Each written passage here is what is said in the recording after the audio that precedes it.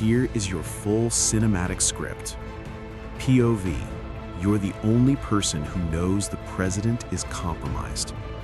It's a Tuesday morning when you find it, not in some dramatic server room, not during a high-stakes operation with alarms blaring and red lights strobing across your face. You find it at 6:14 a.m., sitting in your kitchen in a government-issued apartment in Northwest DC, wearing the same gray sweatshirt you've had since Quantico, drinking coffee that's already gone cold. Your laptop is open. You're reviewing a routine signals intelligence packet, the kind you've reviewed 400 times before, cross-referencing financial metadata, flagging anomalies, sending them up the chain. Except this time, the anomaly flags back. You almost miss it. A transaction routing number buried inside a diplomatic communications log. A ghost account in a Latvian shell bank that dissolved in 2019.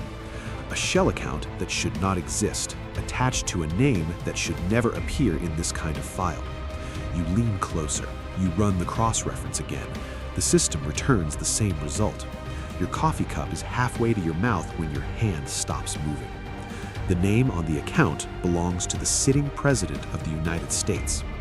You sit there for 11 seconds. You count them. You don't know why you count them, but you do. And then, very carefully, you close the file.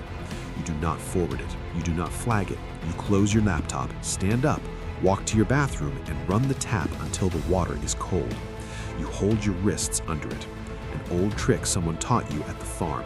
When your nervous system starts to override your training, cold water on the pulse points. You breathe. You've been with the National Security Agency's Financial Intelligence Division for 6 years. Before that, 3 years at Treasury's Office of Intelligence and Analysis. Before that, 2 years as a signals analyst embedded with a joint task force in Stuttgart. You are 34 years old.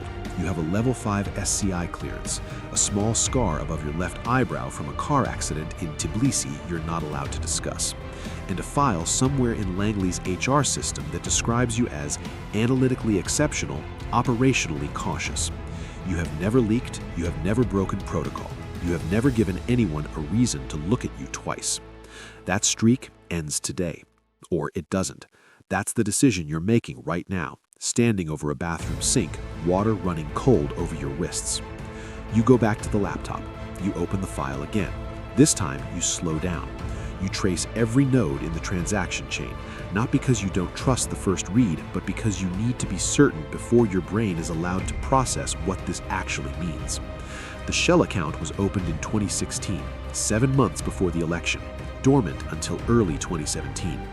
Then a series of transfers, small enough to avoid automated flagging, large enough to be meaningful, routed through 3 jurisdictions, 2 of which are on the State Department's financial opacity watch list.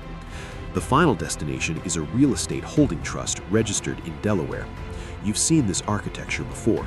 You've helped build cases against foreign oligarchs who used identical structures. You know what it means. You know exactly what it means. The question is what you do with it. Your direct supervisor is a man named Gerald Fitch. 17 years in the NSA, 2 commendations, a reputation for protecting his people when they're right and protecting the institution when they're wrong. You like Gerald.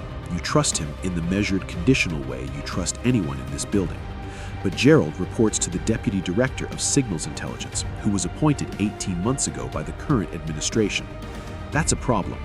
You map the reporting chain in your head, running it the way you run financial flows, looking for where the money, or in this case the information, would go, and who would have reason to divert it. Every chain leads somewhere compromised. You don't forward the file. You don't delete it either. What you do is create an encrypted local copy on an air-gapped drive you keep in a false-backed drawer at your desk at home, the one that's not technically protocol, but not technically illegal, occupying that careful gray space where most of your instincts live. You log out. You go to work, you smile at the security guard whose name is Marcus, and you take the elevator to the 4th floor, and you sit at your desk and spend 8 hours processing signals intelligence that now feels so ordinary it's almost surreal. Nobody looks at you differently. Nobody knows. That's the thing about information at this level. It doesn't change the room when you walk into it. It doesn't announce itself. You are carrying what might be the most destabilizing piece of intelligence in American political history, and the woman at the desk across from you is complaining about the coffee machine, and someone down the hall is laughing at something on their phone. The world keeps moving. You have to decide if you do too. The first person you tell is not who you expected. Her name is Diane Mercer.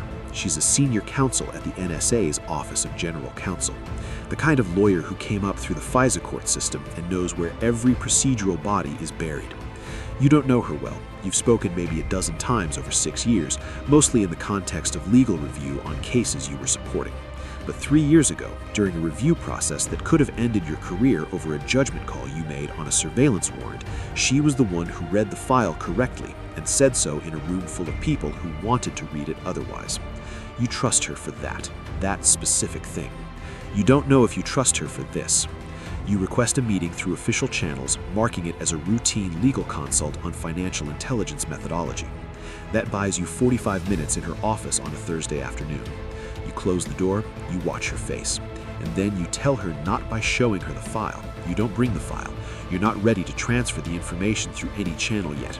You describe what you found in structural detail enough that she understands what you're describing. She doesn't react the way you expect. She doesn't look alarmed. She looks tired. The specific tiredness of someone who's been waiting for a particular kind of bad news for a long time and has finally received it. She asks you 3 questions. First, have you told anyone else? No. Second, have you made any copies outside secure systems? You pause for half a second too long. She notices, but she doesn't push it. Third, are you certain? And this is the question that has been sitting at the center of your chest since Tuesday morning, because certainty at this level carries a weight that most people will never have to hold. You tell her yes. She nods. She picks up her pen and sets it back down without writing anything. She tells you not to go to your supervisor. She tells you not to go to the Inspector General's office. Not yet, not through normal channels. She tells you she needs 72 hours. She tells you to behave exactly as you normally would and to contact no one. Not your congressman's office, not a journalist, not a lawyer outside this building.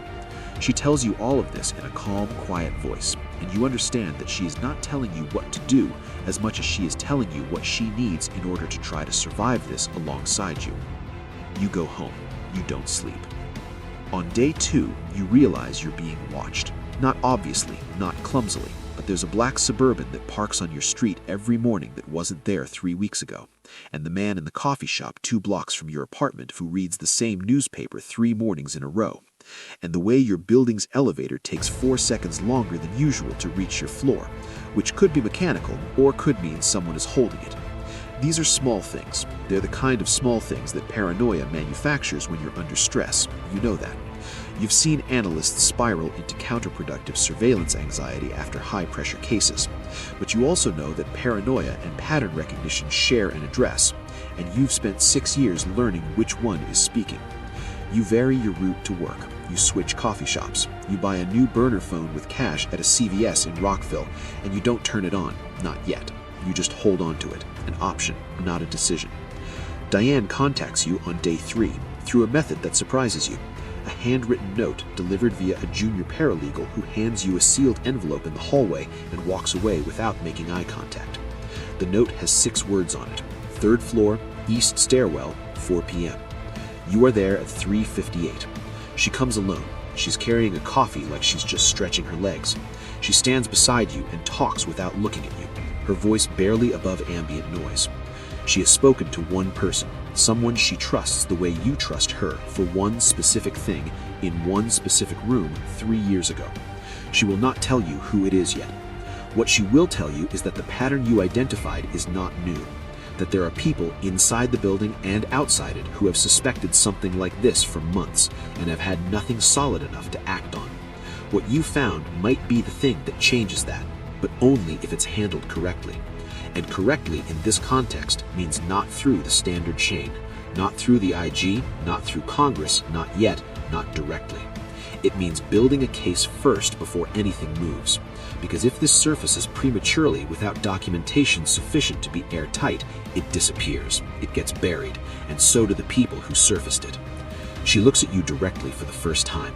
She says, once you go further, there's no position you can return to. Not your job, not your clearance, possibly not your safety. You have the option right now to walk away from this file, to lose it procedurally, the way things get lost in agencies all the time. Nobody would know. You would know, but nobody else. You think about the 11 seconds in your kitchen on Tuesday morning. You think about cold water on wrists. You tell her you're not walking away. She nods like she already knew that. She finishes her coffee, she leaves. You stand in the stairwell for another minute, listening to the building hum around you. Ventilation systems, elevator cables, the low electric pulse of servers 3 floors below you, processing intelligence for a government that may be operating in service of the country it's supposed to protect, or may not be. You walk back to your desk. You open your workstation. You start building the secondary documentation chain. The next 3 weeks are the most precise work of your life. You are at your core an analyst, and what analysis requires, more than intuition, more than instinct, more than the ability to read a room or run an asset, is patience. The willingness to let the picture develop at its own speed.